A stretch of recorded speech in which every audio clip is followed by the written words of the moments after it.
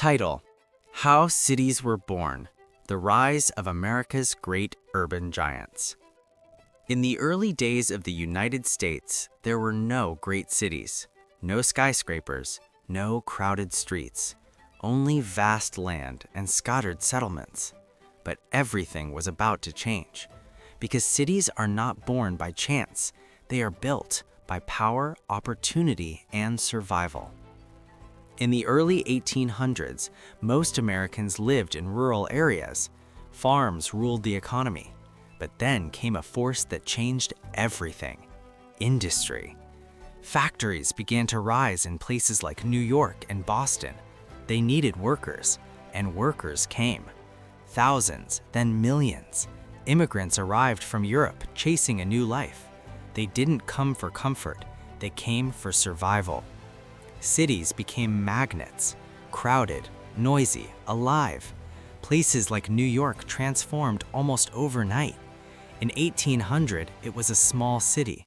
By the late 1800s, it was exploding with people. But growth came at a cost. Streets became overcrowded, housing was tight, entire families lived in tiny, dark apartments. These were the tenements: dirty, dangerous, desperate. Yet people stayed, because cities offered something the countryside could not: opportunity. Then came the railroads. Steel tracks connected cities to the rest of the nation. Goods flowed in, products flowed out. Cities became economic engines.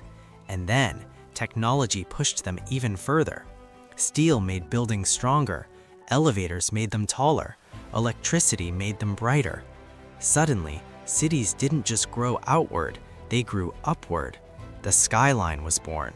Places like Chicago rebuilt after the Great Fire of 1871, stronger, taller, unstoppable.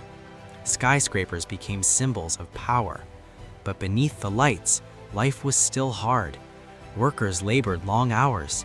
Children worked in factories. Pollution filled the air.